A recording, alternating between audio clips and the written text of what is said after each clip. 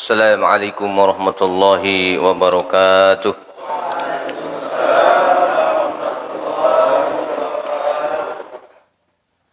Innal hamdalillah nahmaduhu wa nasta'inuhu wa nastaghfiruh wa na'udzu billahi min shururi anfusina wa min sayyiati a'malina.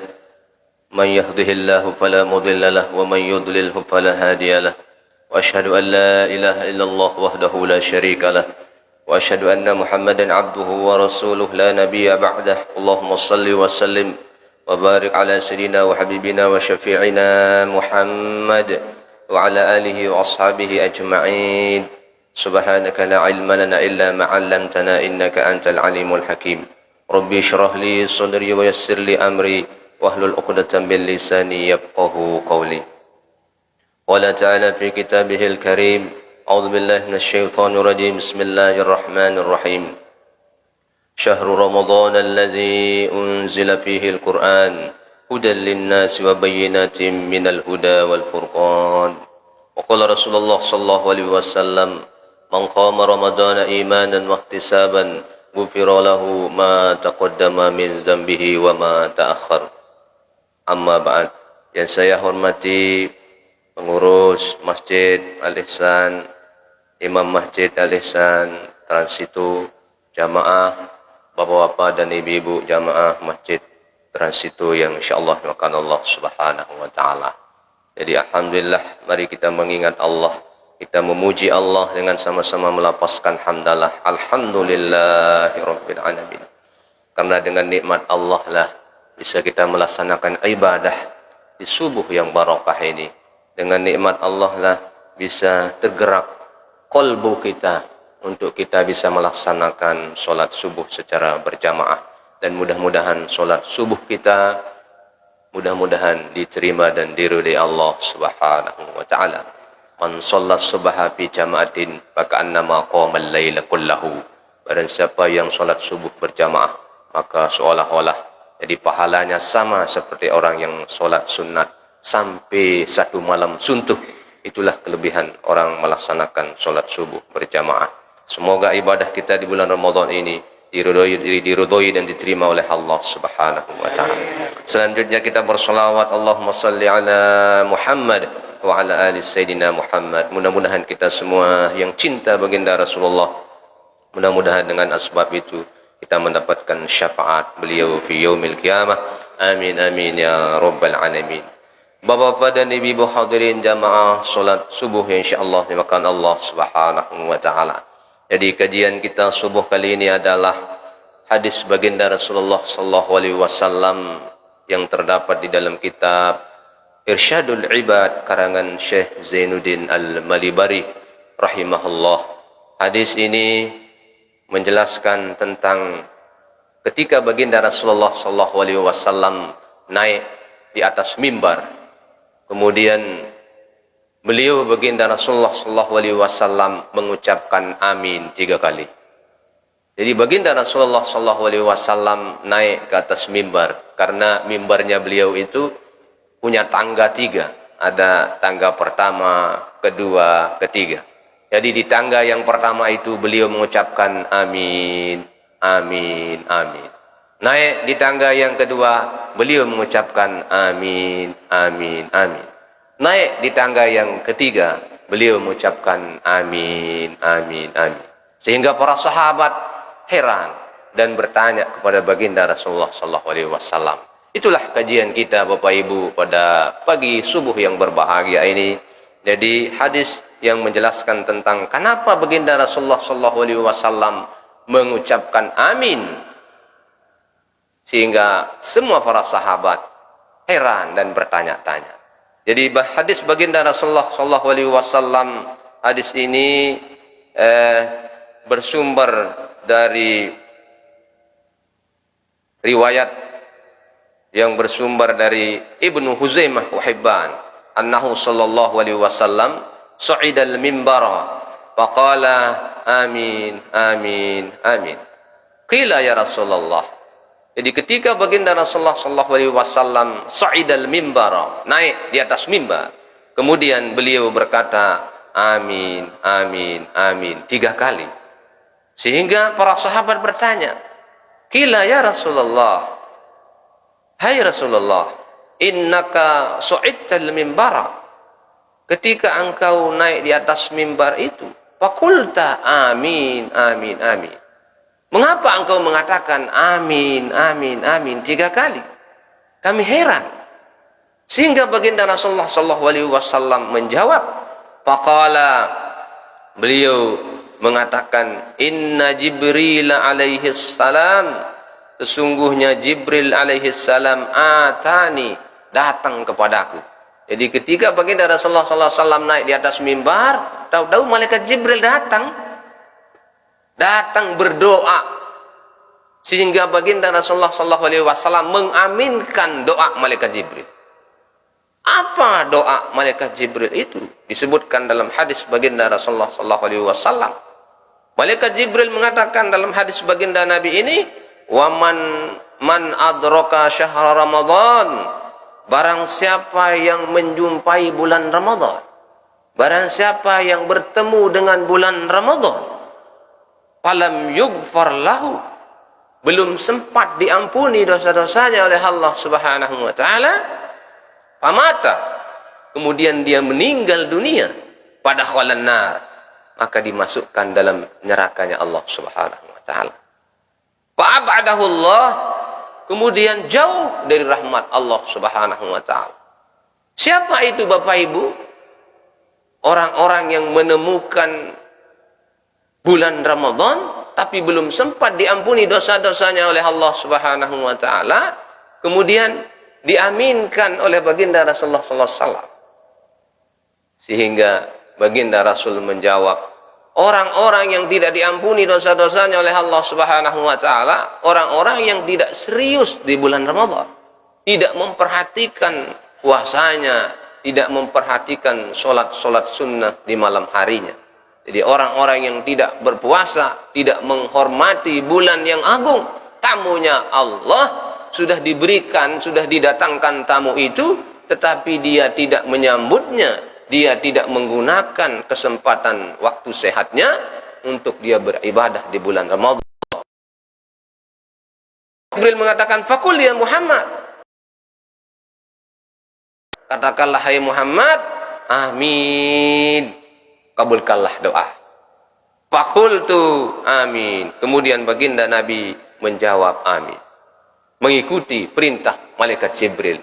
Jadi orang yang menemukan bulan Ramadan tetapi dia tidak pernah minta ampun, dia tidak pernah beramal ibadah, beramal soleh, tidak pernah puasa, tidak menghormati bulan Ramadan, kemudian ditinggalkan sama Ramadan, belum sempat diampuni dosa-dosanya oleh Allah Subhanahu wa taala, maka dimasukkan dalam neraka. Jadi sebab itulah kesempatan kita Bapak Ibu di bulan Ramadan ini, kita banyak-banyak berdoa kepada Allah Subhanahu wa taala. Man qama ramadhana imanan wa ihtisaban ghufira lahu ma taqaddama min dzambihi. Barang siapa yang mendirikan malamnya di bulan Ramadan itu dengan sama-sama salat tarawih, kemudian salat-salat sunnah yang lain, karena iman dan mengharap ridha Allah Subhanahu wa taala. Jadi mengharap ridha Allah itu, wahtisaban itu, betul-betul di malam harinya kita berdoa, Allahumma innaka afuwun karim tuhibbul afwa fa'fu anni, ya Allah engkaulah maha pemaaf.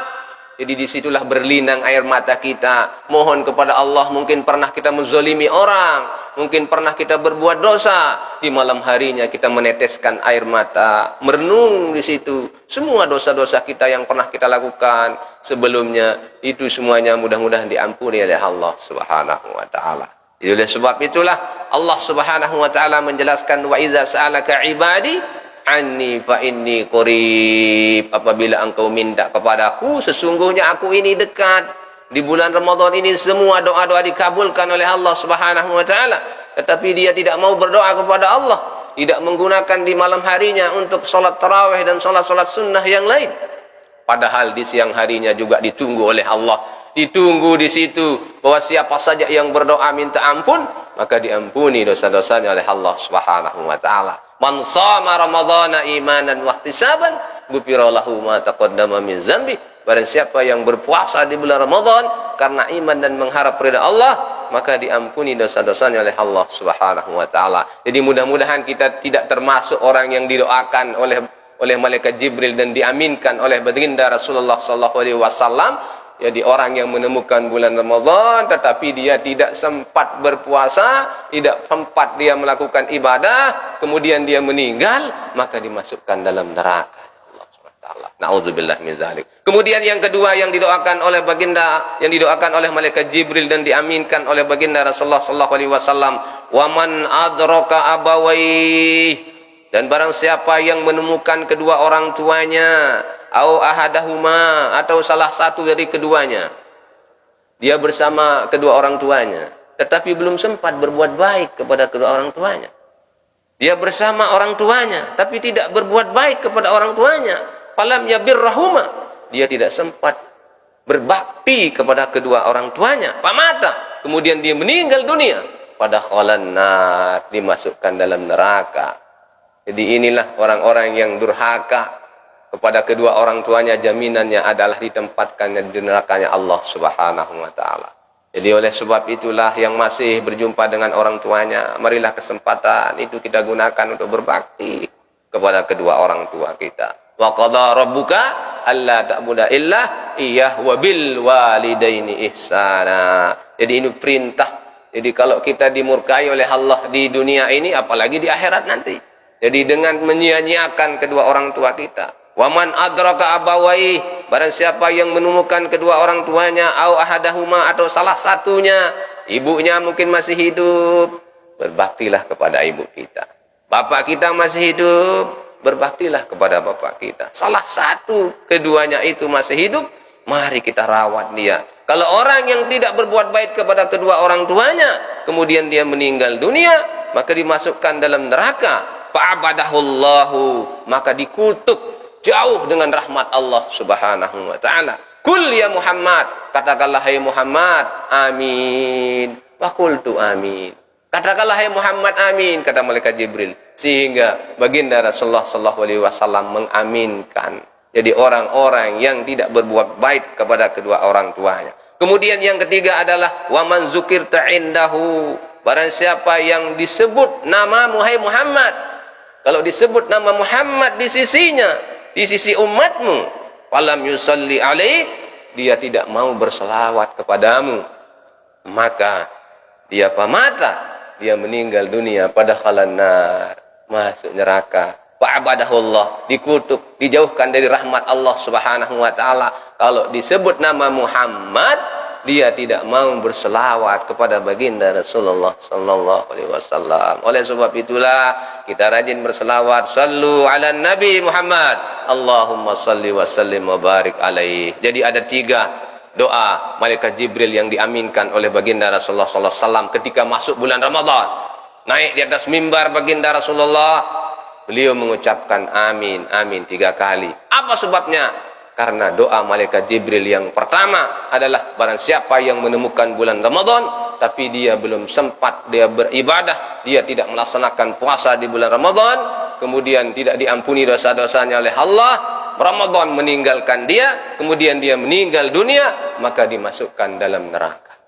Oleh sebab itulah kita harus berhati-hati Bapak Ibu. Marilah kesempatan kesehatan kita ini kita gunakan sebaik-baiknya untuk beribadah kepada Allah. Kemudian yang kedua adalah orang yang menemukan bersama kedua orang tuanya tapi dia tidak berbakti kepada kedua orang tuanya, maka dimasukkan dalam neraka.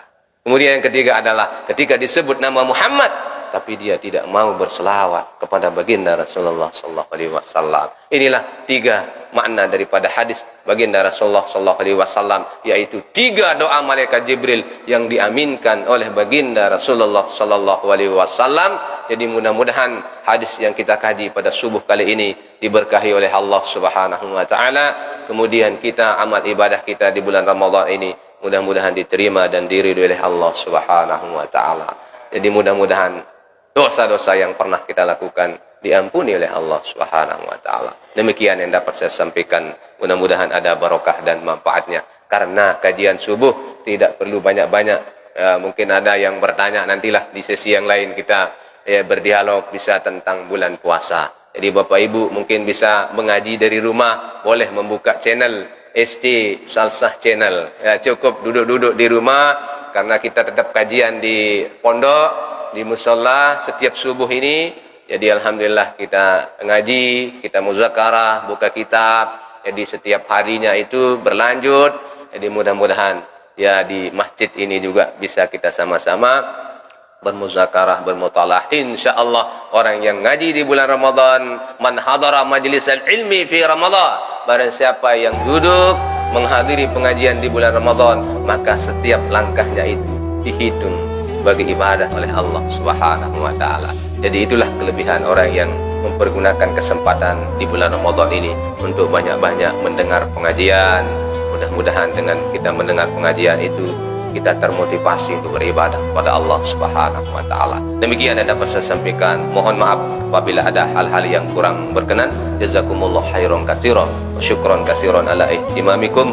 Marilah kita akhiri dengan doa majelis. Subhanakallahumma wa bihamdika asyhadu an la ilaha illa anta nastaghfiruka wa atubu ilaik. Wallahu muwaffiq wal hadi ila sabilir rasyad. Assalamualaikum warahmatullahi wabarakatuh. Kita berselawat 3 kali. Sallallahu ala Muhammad, sallallahu alaihi wasallam, sallallahu ala Muhammad, sallallahu alaihi wasallam, sallallahu ala Muhammad, sallallahu alaihi wasallam,